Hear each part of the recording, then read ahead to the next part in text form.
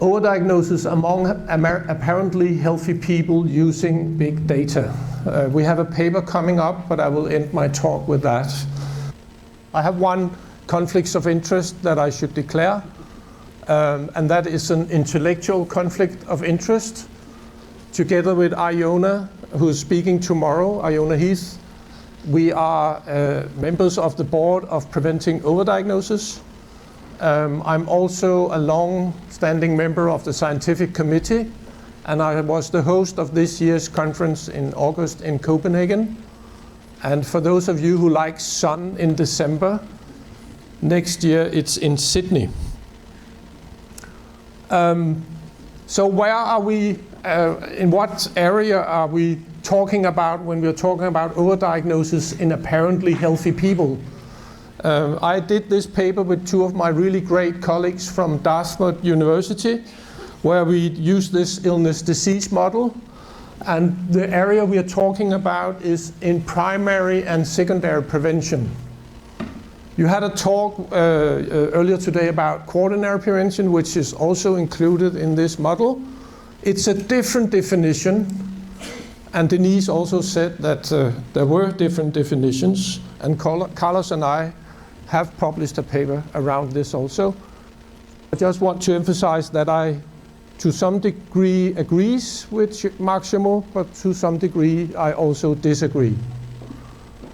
I think quaternary prevention is actions taken to protect individuals, persons, or patients from medical interventions that are likely to cause more harm than good. I think that's a more GP-oriented approach to what we should do when we do clinical work. But that's a long discussion, and that's not about my keynote. But we are here in the primary and secondary prevention, so I'm not talking about tertiary prevention, just to make it clear. Let me see if it's work. It's not really working, this.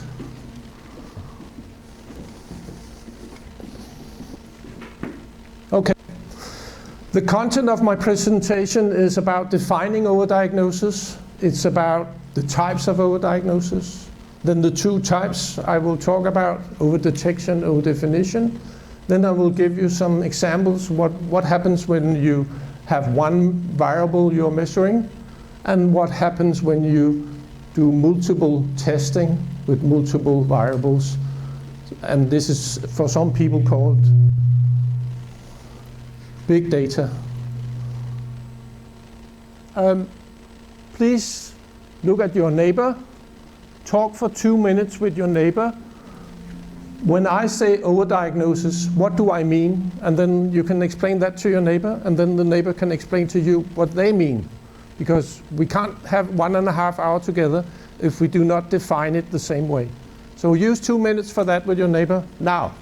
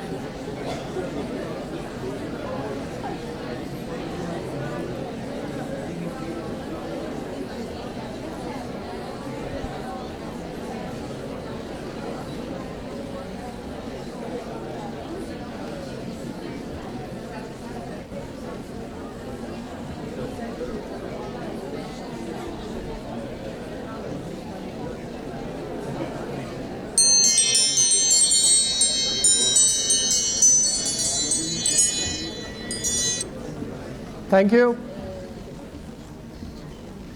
We have 1.5 hours, and you are around 300 people, so I can't get all the reflections you have had. Are there any? I will take 3 or 4 people. Anybody who wants to share what they have been talking about with the rest of us? And are there any mics walking around? So I'm running with the mics. And I can't run with a mic I can't find. Anybody who wants to share what they have talked about? Yeah, and then you have to stand up and shout. Or I will repeat it. Okay, my partner and I decided that it's either you think somebody has something not quite right, and you jump to a diagnosis, so you overdiagnose a constellation of feelings or symptoms. Or else you have given the person a label that they are wearing on their forehead with a diagnosis they don't actually have, because of your projection onto them of something they don't have. Could you just repeat very, very shortly the first? Okay, the first one was that a patient presents to you with some story or symptoms or something that they don't actually have a disease, but you think you've jumped to a conclusion that they have a diagnosis, you've given them a diagnosis, you've overdiagnosed their constellation of symptoms that they present with. Thank you. Are there anybody else? Yeah, there's a person here.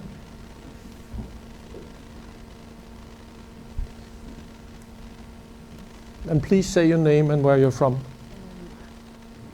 My name is Benedita, and I'm from Porto.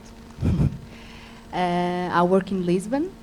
But for me, overdiagnosis is when you find something that if you never have found, it will not affect the morbidity or the mortality of the patient or the person. Yeah, thank you. Other nuances around this overdiagnosis? You don't need to say where you're born, just where you are living. We had the idea that it would be overdiagnosis if we find something that will be of no use for the person. And we were not quite agreeing on if, for example, the PSA test is done and you get 1 in 1,000 men having not to die from this disease, but will be suffering from it.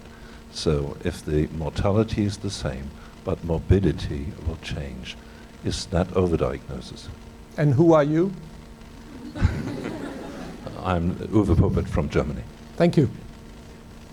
Yeah, more contributions. I can take one more. Yeah, there's an eager hand there. In my clinical practice, I think what it's going to change if I do this diagnosis. What's going to change if the patient doesn't want the treatment? Do you want to, for example, if the treatment is a surgery, do you want to go for a surgery? No, I don't want, so I don't need to diagnose this. So it also depends from what the patients want to do, I think. And you are? Christina. I'm a resident of general family medicine in Amadora, near Lisbon. Thank you. Okay. This lady could have been overdiagnosed. She was screened 4 times. In Denmark, we have biannual screening every 2nd year. From your 50 to your 69, you are invited. She participated in 95, 97, 99, and 2003. And they didn't really want to look at this infiltrate, so they took it out, and it was invasive breast cancer. I don't know if she's been overdiagnosed, but she could have been overdiagnosed. And this is one of the very important points, that on the individual level, you will never be able to say, you have been overdiagnosed, you haven't. So it's an epidemiological or statistical phenomenon. I have to go close to the computer here. If we look at Jenny Dost and Paul Glacio's definition, they state, overdiagnosis is the diagnosis of illnesses that would never have caused patients harm, but potentially exposed them to treatments where the risk outweigh the benefits. And that is very close to your definitions at the back. If we look at a more narrow and strict definition, this comes from our three colleagues from Dartmouth University. By the way, read that book if you're interested in the overdiagnosis.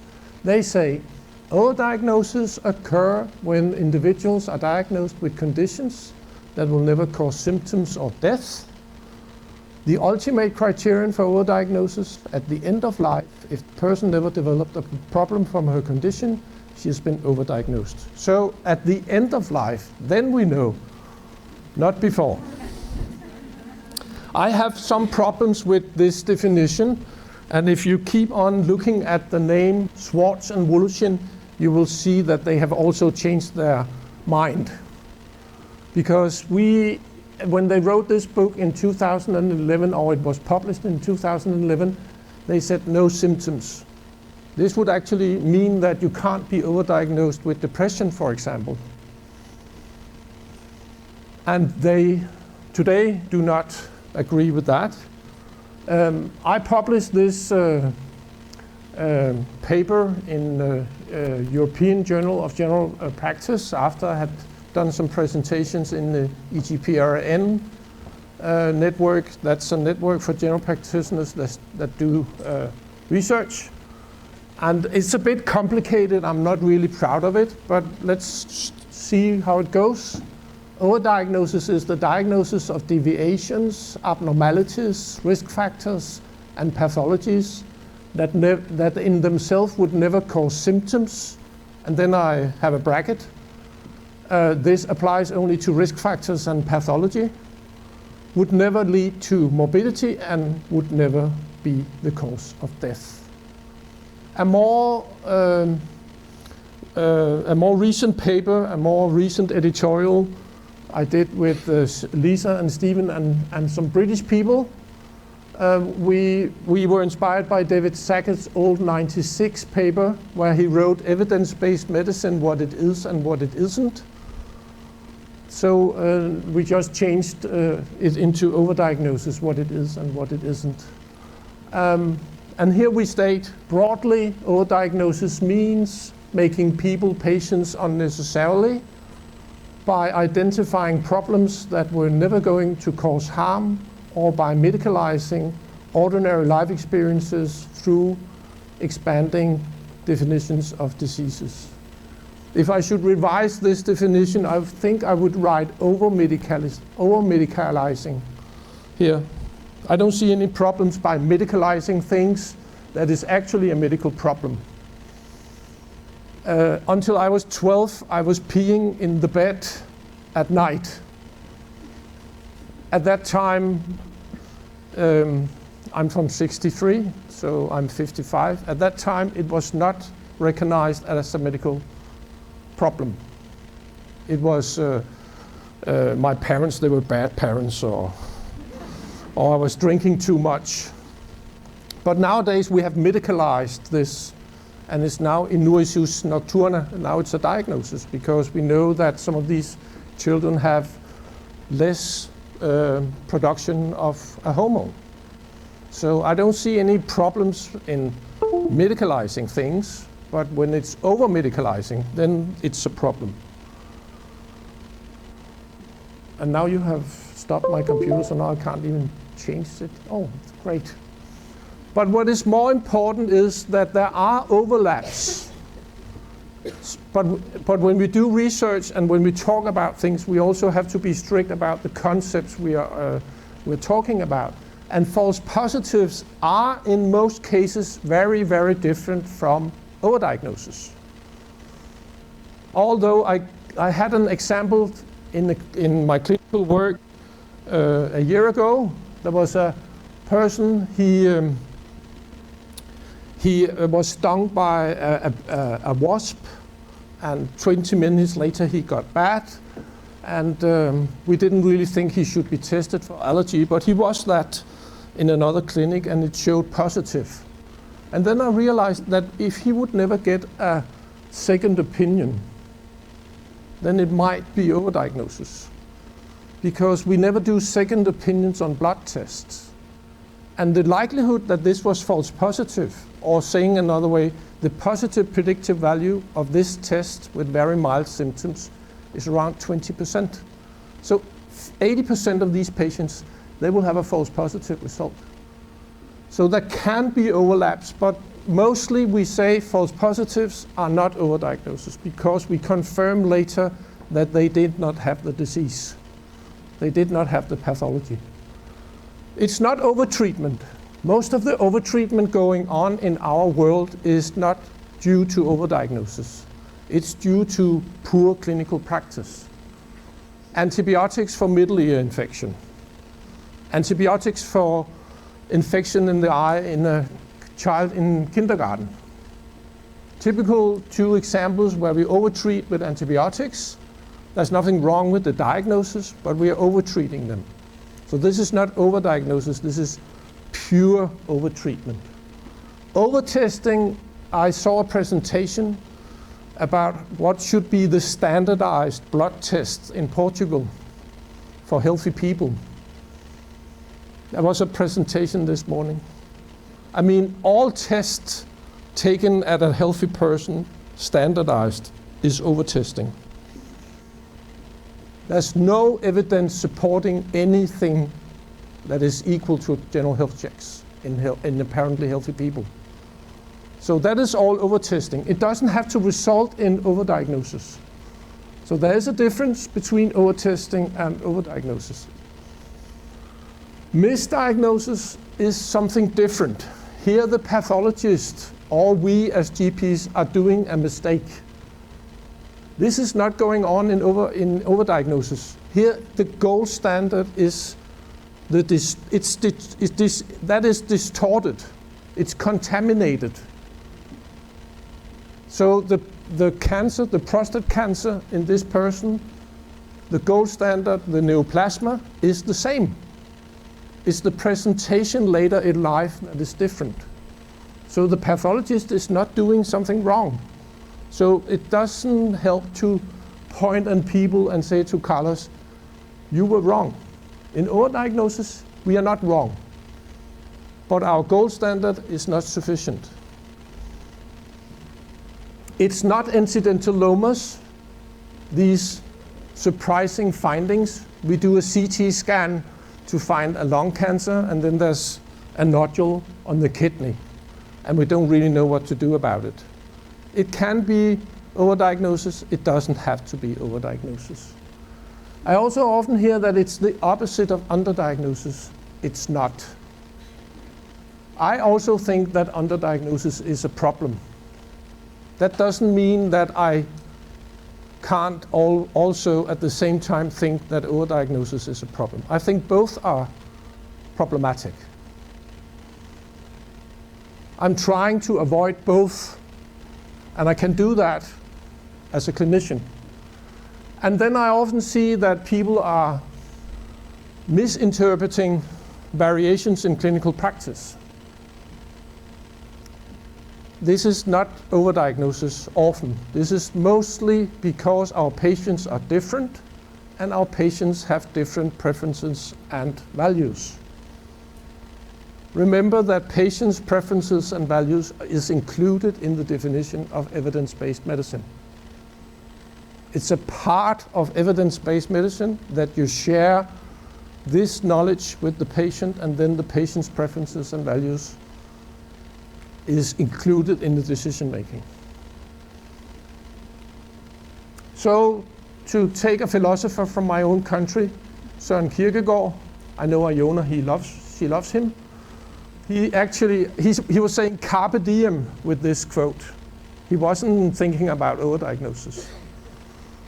I don't think there was a lot of overdiagnosis at his time from medicine, but what he actually says is life can only be understood backwards, but it must be lived forwards. I'm saying it in English because he wrote it in Danish, but you won't get it if I say it in Danish. Okay, so again, I just want to emphasize we can't, at the individual level, decide who is overdiagnosed and who is not. We can see it when they die. When we die, we agree that the mortality rate in this auditorium is 100%, I guess. Yeah, so at the end of our life, of our patient's life, we can see if we were overdiagnosed or not. We have two types of overdiagnosis, and you could maybe see it in the last one. We have the one we call overdetection, that we find too much. And then we have the other one we call overdefinition, and that is about expanding disease definition and changing disease boundaries. And now I will take you through these two kinds of overdiagnosis so you get a feeling about the differences. Stephen, Lisa, and I were inspired by many other people, but we tried to further develop this model about how can we understand overdetection. And this model, which is not reality, it's just for teaching, it's just for communication, is in cancer screening what happens when we overdetect. At the timeline here, you have 5 screening rounds. What happened now? Oh, wow. And on the y-axis, you have the first abnormal cell here. Here you have as many cells, so now you can detect it on a scan or a blood test, so you can visualize it. Up here you have just as many cells, cancer cells now, so now the patient will have symptoms. And then you get to the border where there are so many cancer cells, so now the patient will die. And then there are people here with cancer, and their cancer has different biology. You can see person A here has a very aggressive cancer. It grows in between 2 screening rounds, so here it can be detected. Here the patient gets symptoms, and here the patient dies. And this is typically what we call a false negative result, or an interval cancer between 2 cancer screening rounds. This model shows you that you shouldn't blame the radiologist or whoever was interpreting the screening test. This is due to biology. The biology of this cancer is very different from the other cancers. So it grows in between 2 rounds. Then you have 4 people out here, and they can all be captured in screening round 3 or 4 in this open window. And hopefully these people can get a better prognosis. Then you have a person F here who has yellow letters, and this person dies from other reasons than we are screening for. So this person is captured in screening round, in screening round 5, and dies here before getting symptoms from the cancer from other reasons. This person has been overdiagnosed. So to your answer, those that get morbidity, no, they are not overdiagnosed, because this person never got symptoms. So this could be a man with prostate cancer being overdiagnosed. This is a person, G is a person we find at the hospital where there's an autopsy. So maybe the person died from a heart attack, and we find a cancer in the body that the person never had symptoms from, but we find it by occasion. This person, H, is a theoretical person, because right now our technology does not allow us to visualize or to measure the cancer. So there's so few cells, so we can't find them. This person, I, has a spontaneous remission of the cancer or the dysplasia. So it could also be what people sometimes call precancer. I never use that word because most precancers will never develop to cancers, but I stick to, in my own language, I call it something close to dysplasia so my patients can understand it. But you can use whatever you use, but I don't think you should call it precancer because a lot of them will spontaneous remiss. Oh, sorry. So this person is also overdiagnosed because the cancer or these dysplasia is disappearing by themselves. If I increase the resolution of the technology, I have to go back, sorry, there. If I increase the morbidity in this cohort, I could do that by screening old people because they have less life expectancy than young people. Or I could screen those that have a lot of multimorbidity instead of the healthy people. Then I shorten life expectancy. This I do with moving the red line. And by doing that, I overdiagnose 2 more. So we have the biology, that's a reason. And then we have the competing risk of death. How long is my life expectancy? How many years can I expect to live? The third one is the technology. Let's say that I now, instead of using traditional mammography, will use tomosynthesis, a 3D scan of the breast, so I'm increasing the resolution. And then I lower my threshold, and suddenly I overdiagnose more people. So over-detection has 3 major reasons. The biology of what you're looking for, competing risk of death, and the technology. What is the sensitivity or the resolution of the technology you're using? If we look at randomized controlled trials, how does this look? On the left-hand side here, you have 2 groups. The dotted line is the control group. The red line is the intervention arm, that's the screening arm. And you see an increased risk, an increased incidence of what you're screening for, and then it drops back. So here I have no overdiagnosis. To the right here, it stays parallel all the way. So here I have an extended, I have more cancers I find in the intervention arm than in the control arm. And then you have different variations. You could have a long drop, you could have a drop but not a totally drop, or it could continue this way. Now I'll show you what we did in the lung cancer screening trial. There was a presentation of a review. Some of you were not there. Some of you were sleeping when the presentation was there. So now I'm going to test you how alert you were, how awake you were. But now I will present our results that was not included in the review you just were presented with this morning. This is the Danish lung cancer screening trial. Oh, sorry. Yeah, you're right, sorry. This is the prostate cancer. Iona, I have my, what is it called? This guy who in the theater that is sitting there. What? The propped. Thank you.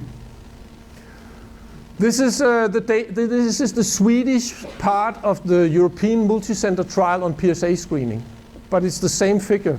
That's why I confused it.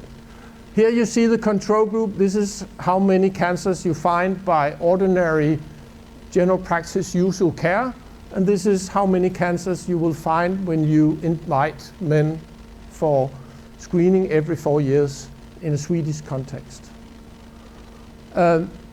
There's been published a recent systematic review on this, and you can see those that are closest that we have around 40% of overdiagnosis when we PSA screen. And I know that Bruno will do a workshop on evidence-based medicine tomorrow.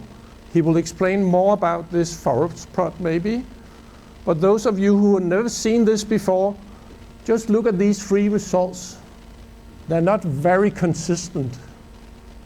They are very much apart. There's no overlap in what you call the confidence interval, which is the horizontal line. There's no overlap here, there's no overlap here, and it comes that it's very heterogeneous. So these 40% might be underestimated or overestimated, but my interpretation is it's very underestimated because all these trials had men in the control group asking for PSA test at the general practice. So we'd call it a contamination of the control group. This is lung cancer screening. This is not PSA screening. This is the Danish, this is one of our male participants we had. We followed him for 4 years, as you can see. He started being screened in 2005 and ended here in 2009. And he had this nodule that they followed all the way. And here he had surgery, and it was invasive lung cancer. I don't know if he was overdiagnosed, but he is maybe overdiagnosed. This is now the test. If you can remember what Benedita said, how much overdiagnosis do we have? So now, and most of you are having a problem now because you're getting tired, and we had the lunch, so now you have to stand up. Come on, stand up.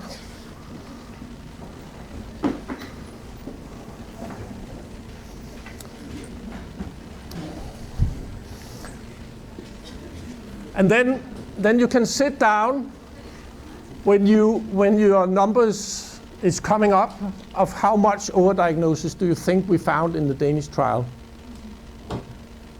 I will give you 5 more seconds before I start counting down. Okay? So how many of you think we found 0 overdiagnosis? Sit down. 10, 20, 30.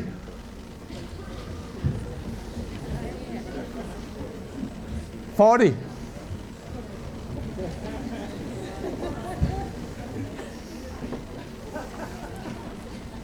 50. There were some good listeners, and those of you who can see that Bruno is still standing, I mean, he's the first author of the paper. 60. 70. 80, 90, 100. This is what we found. Here you have 10 screening rounds, and you can see that the blue color is the control group, and you can see that the red color is the screening group, and this is the annual incidence. And this is a messy slide because how should I calculate the degree of overdiagnosis? But this is how the numbers look. And now I'll just show you in a very easy graph the cumulative incidence in the 2 groups. So they look like this, and that's much easier to interpret. So you can see that we had 24 and 68, 96 and 53 5 years later. And this is a difference of around 40. And when you do specific calculations, then you can do it in 8 different ways or 10 different ways.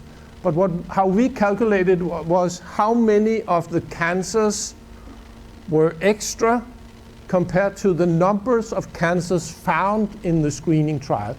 And if you see, I'm changing 68 to 64 because we had 4 interval cancers. And that makes 67%. As a good researcher, I always have to tell you about the strengths and limitations. The strength here is that we had no screening in the control arm, and this morning's presentation showed you 18% overdiagnosis in the American trial, but all people in the control arm in the American trial were screened with chest X-ray. So that was not a comparison with no screening. It was a comparison with one screening technology to another screening technology. We had very little contamination of CT in the control arm. We have health registers. We have personal IDs, so we could see how much contamination we had in the control arm. We have a very big or high degree of participation bias in our trial. It's yellow because I don't know if it increases or decreases overdiagnosis. Maybe you think 5-year follow-up is too short. That's okay with me. But that's the best we have right now. If Bruno and I are allowed, we will do a 10-year follow-up in, 3 years, Bruno? Yeah, he's nodding. We also found a very small uneven distribution in the randomization. There were a little more patients with COPD in the intervention arm, a little more people with heavy smokers, and in absolute numbers it was like 1 to 2%. But that cannot explain 67% overdiagnosis. Now you have 2 minutes with your neighbor. How many of you have met an overdetected patient in your clinic? Take 2 minutes for that.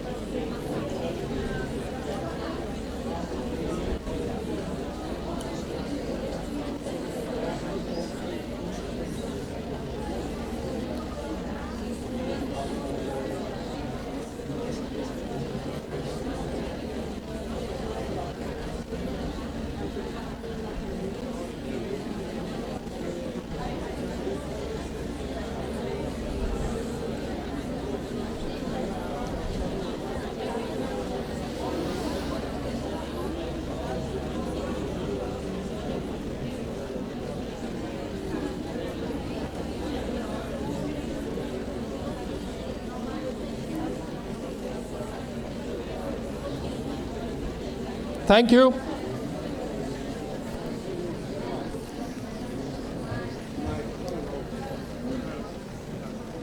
It's really nice that you have so much energy left. That's good. I mean, it's after lunch, it's always hard. So who will tell us about the patient that has been overdetected? Who wants to share this experience with us?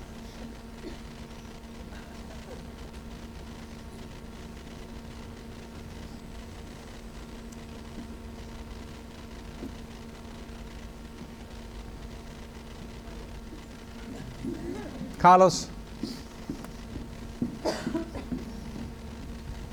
You said us that overdetection is one type of overdiagnosis. There are two types. And you also said that it's not possible to say that an individual patient is overdiagnosed. So it's not possible to meet someone overdetected. Yeah. I'm sorry if I spoiled. Yeah, so he has never met anybody who's been overdetected. Yeah. Other experiences? Iona? Well, I think you can be pretty sure, but you can't be definite. I mean, and my experience, of course, is with screening mammography, where suddenly people were being diagnosed with breast cancer and doing incredibly well. No sign of any trouble subsequently, and it just makes you uncomfortable that maybe they've been overdiagnosed. But you cannot be sure, as Carlos says. But what we're talking about here is probabilities. And in certain cases, there's a higher probability, and the probability can be as high as plus 90%. So we can never be sure, but we can be pretty sure. Yeah, are there anybody who wants to talk about the pretty sure overdetected patient?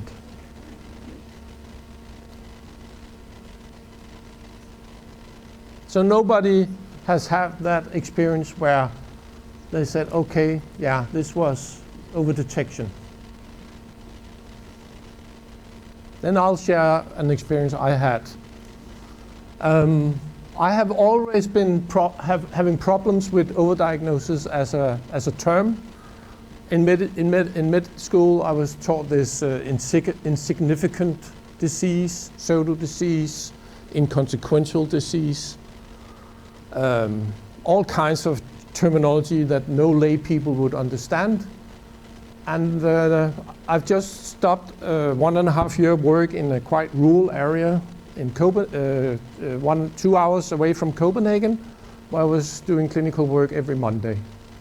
And I was so happy to work there because I had no worried well patients. They were really patients that were having diseases and multimorbidity. So it was a great work as a GP. But one day there came in this guy, and he was really well educated and good looking, and his phenotype was like minus 20 years from his biological age. You know this person. He had seen a television program we have at our Danish broadcasting, a terrible program where a GP moves into these obese people or smoking people or whatever people. It's called The Doctor is Moving In. And then she does this general health check and change their life, and it's really good emotions, and they sit there crying and all this emotional pornography. And he said, John, I would like this general health check. Could you give me that? Like the doctor is moving in. And I always have that problem. Should I start the theater, or should I just say, get out of my consultation room? But it was morning, and I was in a good mood, and I was full of energy, and I only did Mondays in clinic, so I was not late in Friday, and the waiting room was full, so I was in balance. So I said to him, tell me about your life. Why are you asking me this? And he told me about his life, and suddenly he said, yes, and then 10 years ago there was a physician who took this PSA test. And then I was diagnosed with prostate cancer. And you know, these 10 years, they have been terrible. This test, this number has followed me like a nightmare. Once the urologist, he suggested that I should be castrated medically. And then he was an engineer. Then he was reading about the side effects. I said, and I didn't really want that because I would lose my sex life, and my wife and I, we have a really good life in bed. And so I decided to say, could we postpone it 3 months? And they postponed it 3 months. And then it was like that. He told this terrible story. And then I said to him, so now you want to start it all over again? And then he smiled and said, so that is what is going on. And then he rose from the chair and went out. He realized he had been overdetected with prostate cancer for sure. And I actually succeeded without talking about overdiagnosis from his own experience that we should not start a new, Odysseus who travels for 20 years. We should not start a new travel with new overdiagnosis. So I have seen, like Iona says, I can't be sure. He can get symptoms from his prostate cancer later. But I'm pretty sure that he was overdiagnosed. I will go to over-definition. I think you would share more stories in this area, maybe. But I can recommend this very old paper from Paul Glasgow and Les Urbich, two fantastic colleagues now in Brisbane and Sydney, Australia.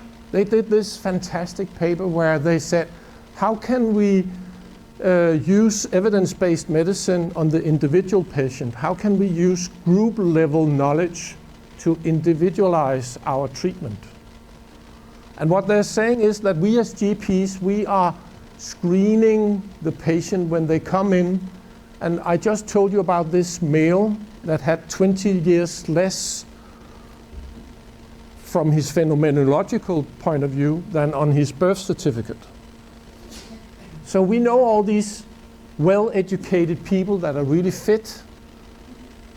And we also know these people that are unemployed, heavy smokers, really poor social network, etc.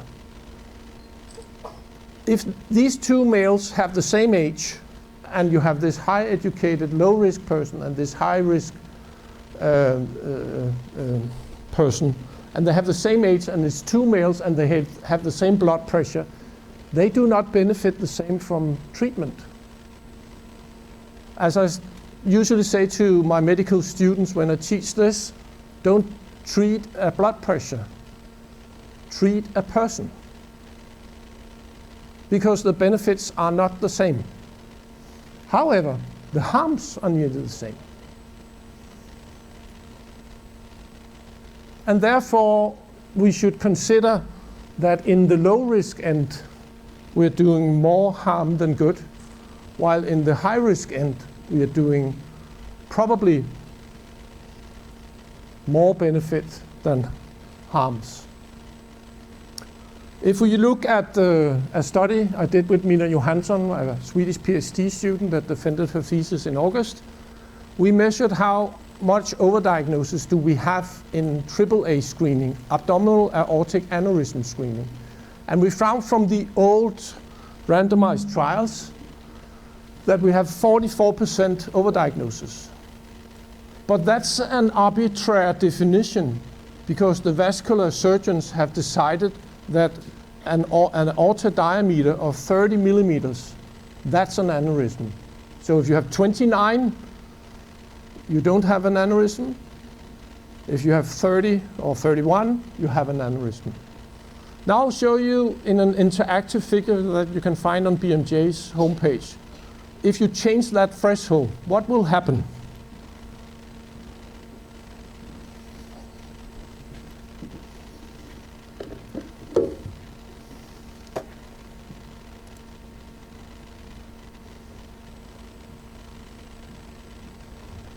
Here you can listen to Mina's podcast if you want, but if you go further down, then we have 4 different cutoff points. And out here you can read who will benefit and who will harm. Let's go for the biggest benefit first. So if I define it at 54 millimeters, then I will overdiagnose 11%. If I instead took 40 to 54 millimeters, then it only increases to 16%. However, if I go to this group, then it's up to 55. And why did we take 26 to 29? That's because the vascular surgeons are now talking about lowering the definition of an aneurysm. And then you have 87% overdiagnosis. Paul and Les's figure is linear. You can see here it's not linear. It's not a linear relationship. So it's only a model, and it has probably to be changed in every condition we are talking about. But it works to teach, it works if you want to talk about it. And those of you who don't want to produce all these slides can just have a copy of the slides, and we can make an arrangement with that if you want to teach your students. So I have to go back. Let's see if I can find out how to go back. So the fight is always about the threshold in overdefinition. Those of you who follows the literature could see that in US now they have decreased again the threshold for hypertension. So this is what is going on in our life as GPs, and we are actually working on a revolution. We're actually working, a group of us, Iona and me, we are included with some other people, that we think that GPs should start defining these thresholds and not the specialist in their organs. So now take 2 minutes. Carlos doesn't have to because he never meets them, but you can take 2 minutes now. Have you ever met somebody who you think has been diagnosed due to overdefinition? Take 2 minutes with your neighbor. Anybody who wants to share what they have been talking about? There's two here. And please say who you are and where you're from. Francisco Hernandez from Canary Islands, Spain. Well, really, I am not clear about the overdiagnosis, but for example, 8 years ago, 10 years ago was a big change of the definition of diabetes. It was overdiagnosed? I don't know, but this was a big change. Yeah. So you have more this meta reflection that on the disease definition level, suddenly you as a GP saw that now they're changing the definition of diabetes. Yeah. And right now we are having 2 different definitions, one in US and one in Europe. It's the same with hypertension. Yeah. Do you want to? Luís Monteiro from Portugal. I have some apparently health patients, young ones, that do the vitamin D test, and they think they are with a deficiency and then a disease, and then they get treated, and that's an example that I see every day. Do you have seasonal thresholds for vitamin D? No. No? We have that. Come to Denmark and you will realize why. Yeah? Other people? 2 really good examples of diseases. There's Elizabeth behind you. Yeah, I think there is one group that we haven't really discussed much, and that are the young people with overdiagnosed with psychiatric disease, who are actually more social, just been unlucky in every dimension in life, and they're marginalized from work and everything, and what we can give them is a psychiatric diagnosis. Yeah, this is in psychiatry we were talking about this expansion of disease definitions, and I agree with Elisabeth Svensson, who is a Norwegian colleague that I have known for many years, that we see a lot in Scandinavia. We see a lot of young people that have a lot of social problems where the municipality or others want a diagnosis so they can be helped. So it's the entrance in the social system for help. Yeah, great example. Other examples?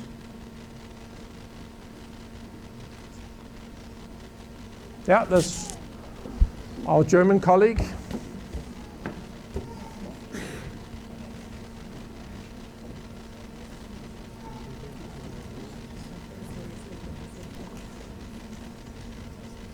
There was a time when endocrinologists thought that being taller than 2 meters would be a disease. Yeah. Unfortunately, I worked on an endocrinology unit at that time. Yeah. I'm 2 meters and 5. Yeah. I always use how tall or how little you are as an example, that you would never call anybody who's 216 or 142 having a disease. And I always tell that to medical students as an example of the hemoglobin, for example. Why can it be tall without disease and why can it be low without disease? So that's a beautiful example. Yeah? I have one more to go and then I will continue. Say it in the mic, Iona. almost every patient over 85. Exactly. And osteoporosis is by definition for females when you're 80. Yeah. Yeah, it's true. You have -2 standard deviations, less bone mass density when you're 80 as a female if you have the natural deterioration. So then you have osteoporosis. Yeah. Then I'll show you what happens when we use one variable in this setting.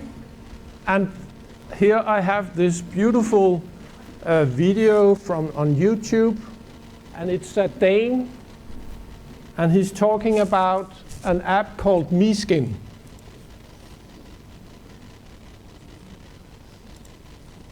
Hi, my name is John. I'm the founder of MySkin. MySkin really started several years ago with a problem with me and my wife had. My wife has several moles on her back. We were really concerned about one of the moles developed into malignant melanoma, which is this dangerous cancer disease. Every doctor we visit during this process always told us to be aware of changes on moles, because changes can be a sign of malignant melanoma. So what I did was I created a smartphone app called MySkin. In MySkin you can download MySkin, go in and register and start tracking your moles with taking pictures of your moles, and then you can see changes over time. Normally we tell people to download MySkin and let MySkin follow your concern. So isn't that simple?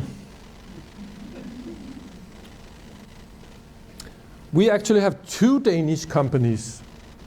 We also have SkinScan. And what I see and what I'm trying to talk with my colleagues in Denmark about that do all this kind of technology is that they separate diagnosis from prognosis. They're interested in the diagnosis and don't include prognosis. This is the clash between technology and physicians. We are interested, I hope, in this room about the prognosis of our patients. We use the diagnosis as a tool. If we could have another tool, we didn't need the diagnosis. We want to improve the prognosis of our patients. That is what we want. And the tool is diagnosis. Here is a really disturbing figure of the incidence and the mortality of skin cancer, malignant melanoma in Denmark. This is for females and males. If you don't believe me, it's a public database called NordCan. Everyone can produce these graphs. You can go home and do it on the internet. This is the incidence that has increased 10 to 11 times. This is the mortality.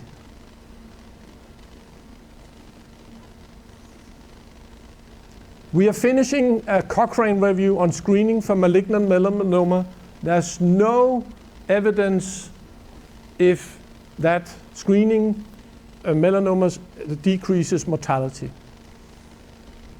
At the same time, treatment hasn't really improved. This is ecological data. There's a lot of problems in ecological data. There's a lot of confounding. It's really hard to interpret. But I will say this is a strong signal of overdiagnosis. You don't like this kind of graph with no change in mortality, incidence is increasing. Another beautiful example where they have the causality is the tsunami of thyroid cancer in South Korea. This is the mortality of thyroid cancer. This is the incidence. And they know that they implemented ultrasound in primary healthcare at that time. And there's financial incitements for doing ultrasound on the thyroid. So they have now a new tsunami in South Korea.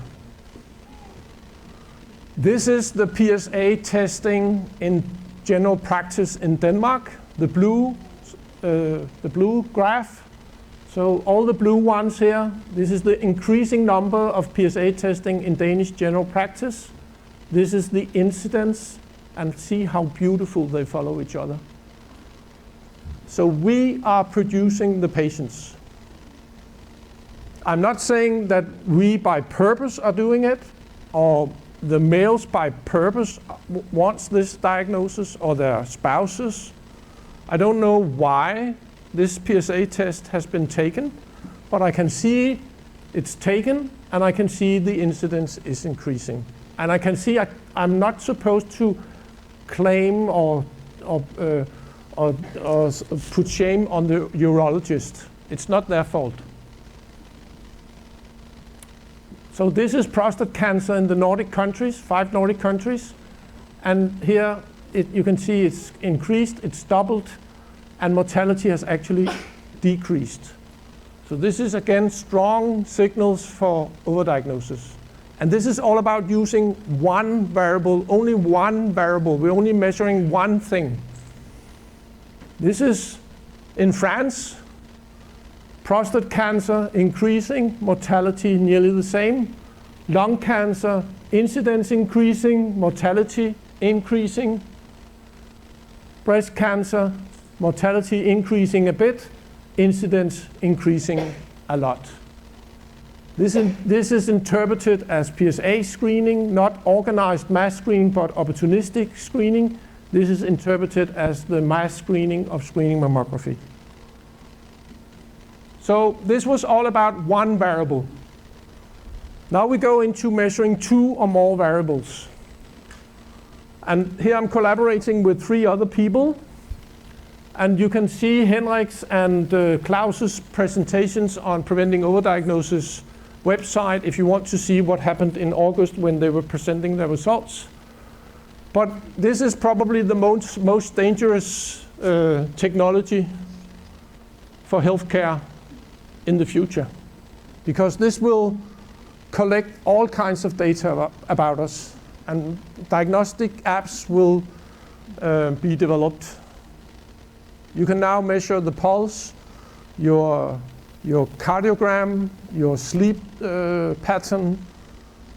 Soon you can do continuous blood measurement with biomarkers, etc. And you saw the me skin and the skin cancer.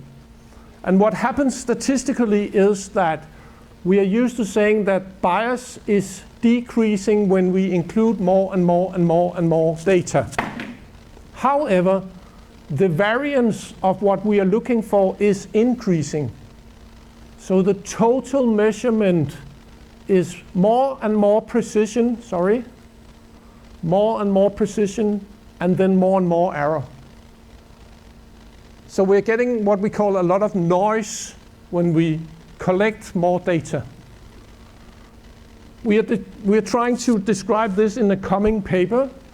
So when we have these very high sensitive tests, we get a lot of people with a lot of positive tests, and they do not clinically manifest, and then we can have overdiagnosis. And then if we in the future should develop any research in this, then we need to go back and see how did we define our abnormality. And then we can do this circle and hopefully decrease overdiagnosis. The problem is that most of these health apps will not be evaluated at all. They will just be released, and then it's up to the GP to solve their problem. Carlos was mentioning, wasn't it Lynn Getz who did this and this and this? Yes, it was Lynn Getz, but this is her PhD student, Halfdan Pettersson. He looked at one of the most long-living populations in Western Europe. It's Norway. They're really healthy in Norway. They do a lot of skiing, and they eat quite healthy. So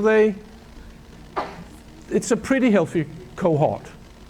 Here, what they did was they measured one risk factor according to the European guidelines that Carlos Brunton showed you, or 2 risk factors, or 3 risk factors or more.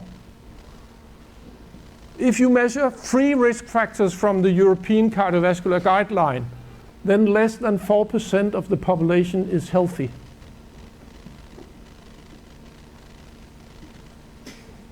So if you don't have any patients coming, I mean, you could just start measuring whatever on your patients.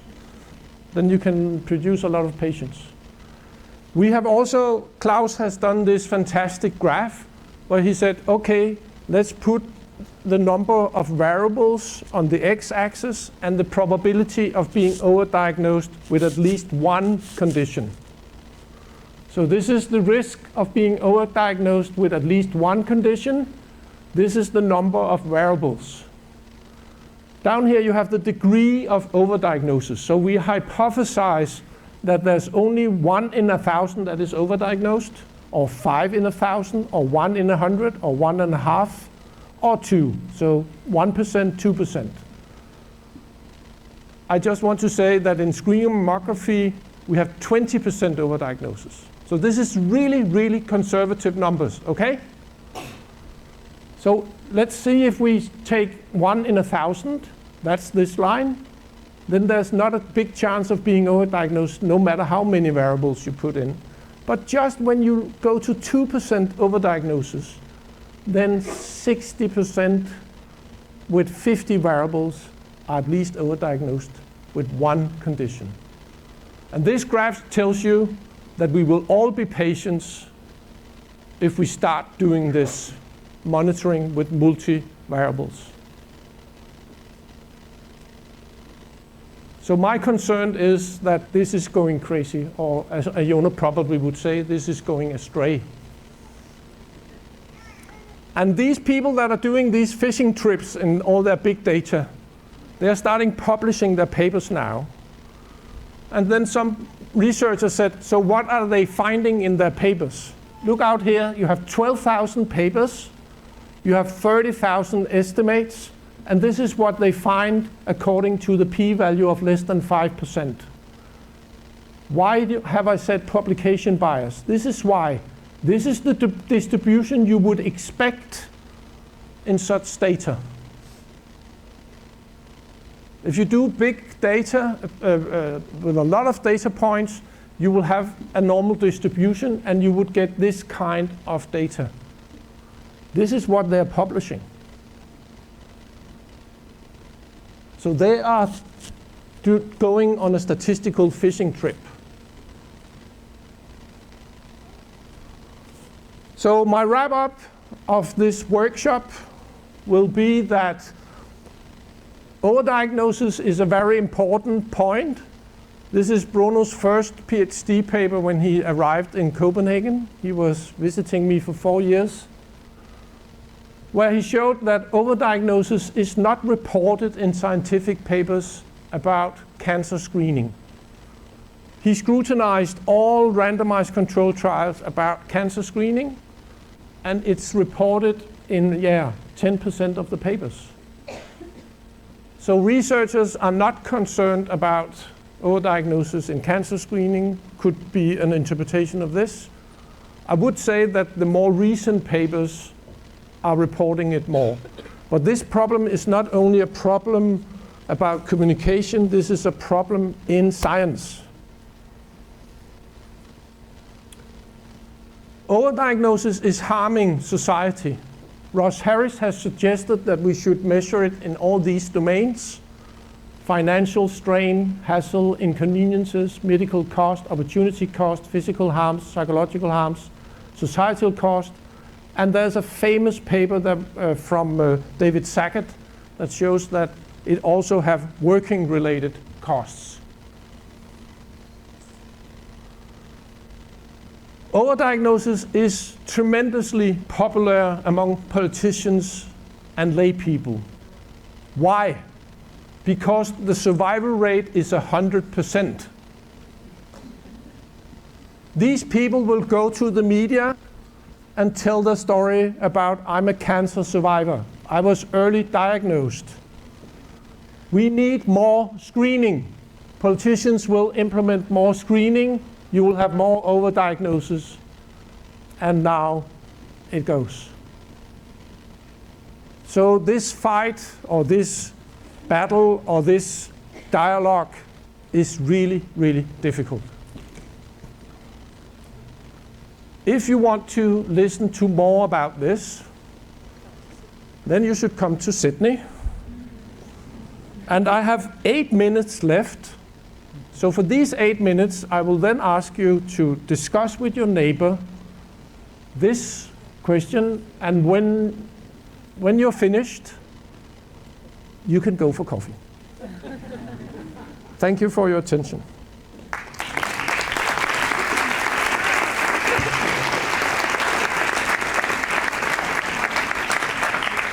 Thank you, and talk to your neighbor for 2 minutes and then to coffee. I need the question. Yeah, 2 minutes and then coffee.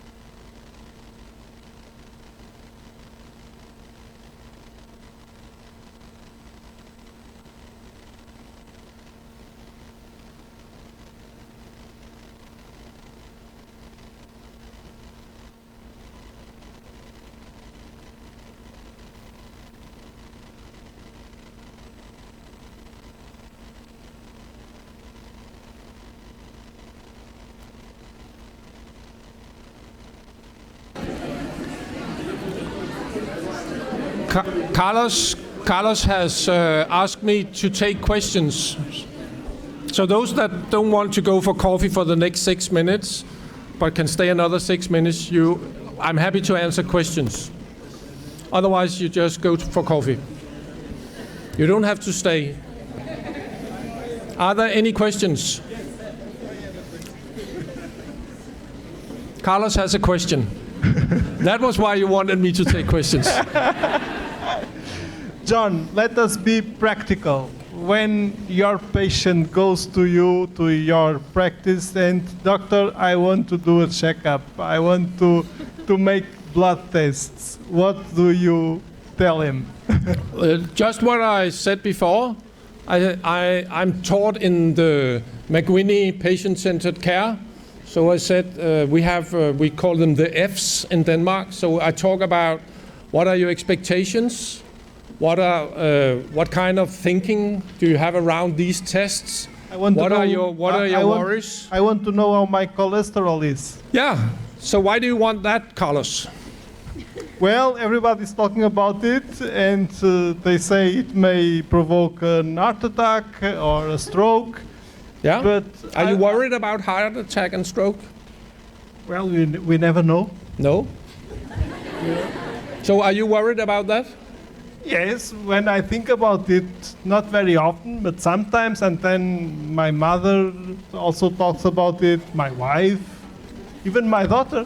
So what you want from me is you want a test to know something so you're not as worried as before. That would be a good idea, yes. And what if I say I can't do that? what would you then say? Why wouldn't you want to? You want to save money to the Ministry of Health? No, Carlos, I'm not saying. He knows what buttons to press. Now he's a really pain in the ass patient. Yeah. Carlos, I didn't say that I didn't want to take it, but if I'm saying that taking this test might not give you the certainty you want, do you still want it then? Yes, but there is a treatment or not. And what if this treatment is harming you and not giving you any benefits? What do you then think we should do? Well, that is not quite what I find in the internet when I read it. Well, what are my odds? Could we talk about this? I'm helping my doctor. Yeah. What are my odds? This internet. Yeah. Have you read about fake news? Okay. So you see, my profession is that I separate fake news from real fact. Doctor, but don't I have the right to do a cholesterol test? Yeah. Don't I have the right to do it? No. That is really bad. Why? Why? If the cholesterol test is really dangerous, don't you think I should protect you from? Well, but then the world should end tomorrow because everyone is doing this test. Yeah, and you have a lot of your friends taking medicine, I guess. Yes, some of them. Yeah, and what if they are quite happy? Yeah. They even go to the Brøndby soccer game and so on. Well, that's one of the big soccer teams in Denmark that he's mentioning now. And it used to lose with FC Porto. Okay. But when I was a kid, I was playing in the neighbor team, and we always lost to this team. So okay, yeah. So now I'm depressed. So we could go on for minutes and minutes, and what you see is that I was just telling you this is really difficult. This is terrible. This is difficult.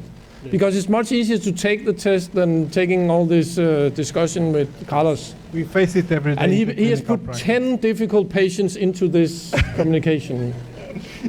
And we all face it. Yes. Any other questions, please?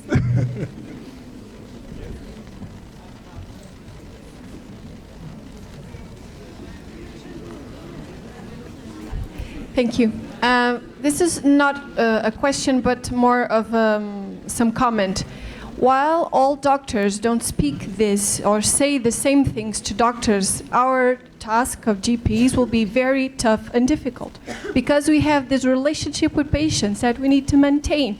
And if I argue with them or if we discuss this, it's so difficult for me, at least for me, I don't know if my colleagues agree with me, because I don't know, imagine I see 10 patients in one morning. At least, I don't know, 5-6 times I need to have this conversation where it's a bit boring. And then they say, okay, I'll go to the cardiologist or whatever. And they prescribe the same analysis, and then they come in another appointment. Oh, see, you don't want to prescribe me this. See, my cholesterol is very high, and now I need to take this medication. Well, so while all doctors speak the same language, I think it will be very difficult. And I agree with all your... And I agree with all what you have been saying. And I'm, in my country, trying to get the health minister and the authorities to put on the website recommendations for not testing. So we need support from patient organizations, we need support from our authorities, and we need support from our colleagues from the other specialties not to take all these tests.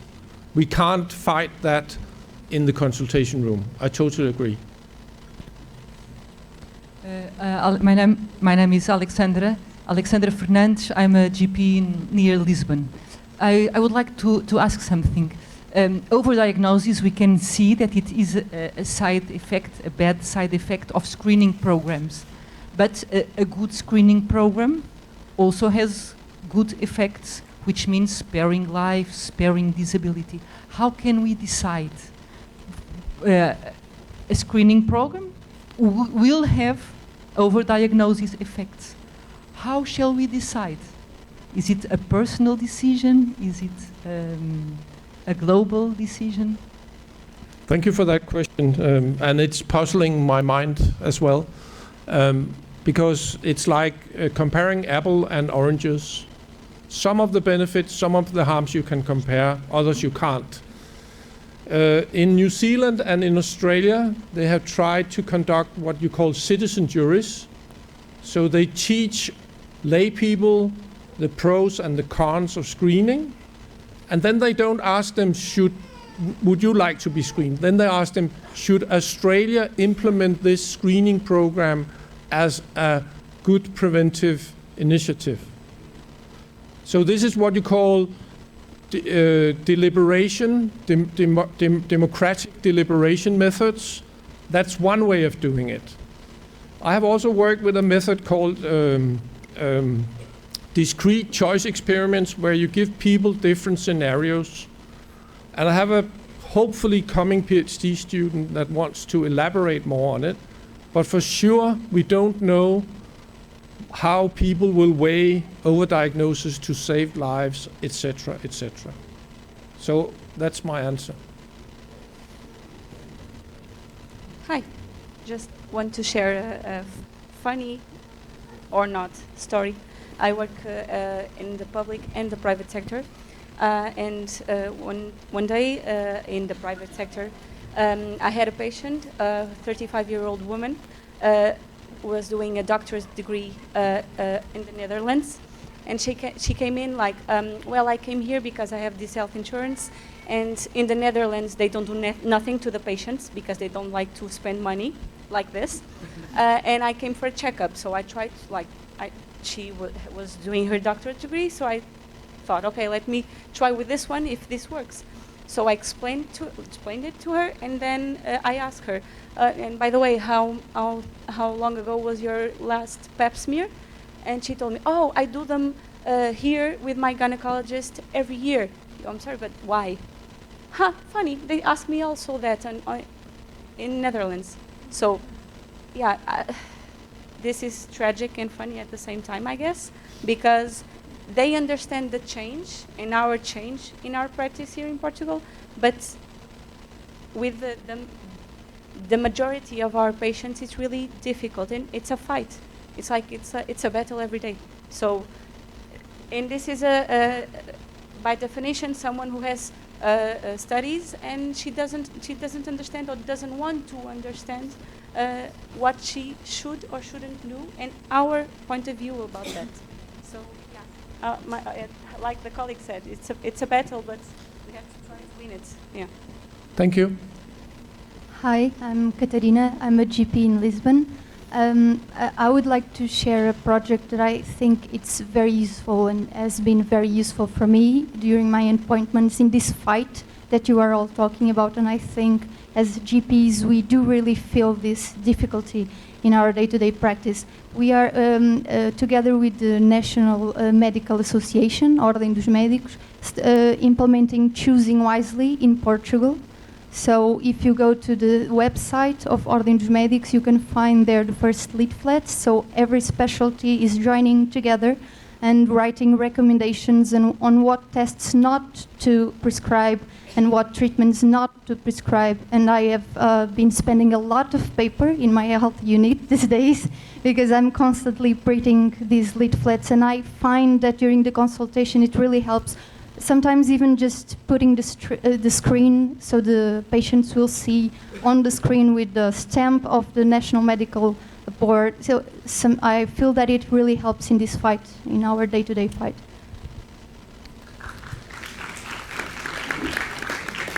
And I think we have to recognize that even in our languages, it's built in. I mean, in Danish, and I know in the Latino languages, you have this idiom saying, prevention is better than cure. And more is better. I mean, so it's built into our languages and in our culture. So we need a lot of help from another a lot of other authorities, even other researchers. That's it. Thank you, John Brodersen. A big applause.